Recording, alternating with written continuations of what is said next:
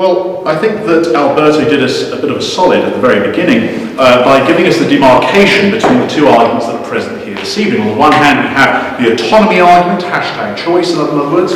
Also, we have the idea of the moral status of the human being. So I'll discern those two things and treat them differently. Now, everyone agrees that we have a right to do things with our own body. That's what Alberto says. I'm not quite sure we do. I'm not quite sure we all agree we have the right to do anything we want with our own body. If you go to the doctor and you say, I've had enough of this leg, I'm going to chop it off, then you can't do that. Legally, the doctor himself will be prosecuted if he does that, either by grievous bodily harm, certainly he'll be struck off from the medical register. You don't have an untrammeled right to bodily autonomy. It doesn't exist. My right to move my hand through the air stops when it reaches your face. My right to play loud music stops when it begins to annoy my neighbours. The idea that we have total autonomy over all things we want to do is a nonsense. So I think actually we have to see these things in that light. Giving a kidney, which is the argument that Anne used, is disanalogous, because in abortion you're not refusing an organ, which is a negative or passive action. What you're rather doing is you're deliberately destroying another human being, which is an active or aggressive action, so that the child will not biologically rely on her mother. To use the famous Julius Jarvis Thompson example of the violinist, you're not merely detaching yourself from the violinist who's relying on you, you're hacking him to death with a machete, or you're smothering him with a pillow. That's the sort of thing we're talking about. So let's be using the right analogies. Now, would we say, going with, again, autonomy, that would we say our house is our own, and therefore we can burn it down whenever we like, even if there are people within it? Well, no, I don't think we would say that. And post-birth, does the mother have the right to leave the baby to exposure, die of exposure, like the Romans did? Because she has the right to withdraw her shelter, her food, her time, caring for the infant.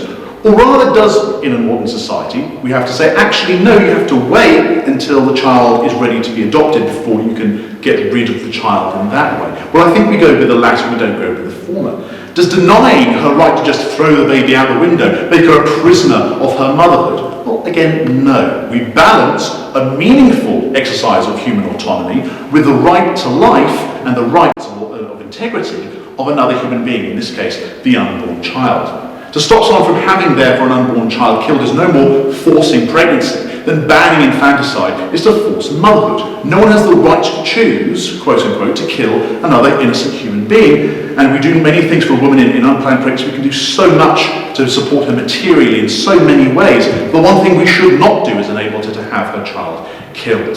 Certainly for a lifestyle inconvenience, is it acceptable to kill unborn human beings because we want to have sex without the consequence of having to care for a child? Well, if so, and I'm going to use this language, what kind of psychotically selfish society have we become? Now I'm going to move on from autonomy to the fetus's argument. So we want to make the distinction that Alberto makes between there's human beings and then there's persons. So there are some human beings who are not persons. Well, I call that a subhumanist argument. Rather than valuing humanity in and of itself, you're actually saying it's not the having of human nature, it's not being human that matters, it's doing human stuff. It's not being a human being, it's being a human doing in some way. And he identifies the particular kind of subhumanism he has is, well, the ability to value your own life. My only question is, why? Why does that matter? Why should valuing your own life make any meaningful difference? I have seen no argument for why it should. Do infants value their own lives? Do other young children? Do the severely mentally disabled? Do people in comas? Do people in persistent vegetative states? Does someone who's asleep? No, is the answer to all those questions. So that for this very same reason, I don't want to kill Alberto in his sleep, but I don't think anyone should be allowed to kill Alberto in his sleep. I don't think we should be allowed to kill unborn human beings either. Humanity and personhood are coterminous. Now, I'll deal with one last thing before I finish. The going and get the nature argument. The point here is that it's not whether to go with nature, but whether we frustrate human flourishing.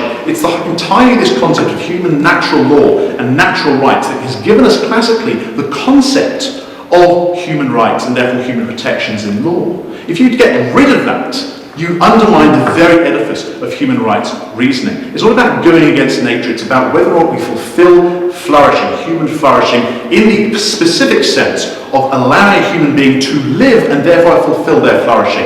Any action even if it's in some way to flourish other human beings in some other way, to serve them in some other way, like the convenience of the mother, that destroys another human being is not acting with human flourishing, it's denying it. So for that reason, I think we already have the secular argument that Alberto wanted. It's precisely a human nature that is the secular soul that allows us to have a secular reasoning for the right to life of every human being, particularly the most vulnerable, the unborn child.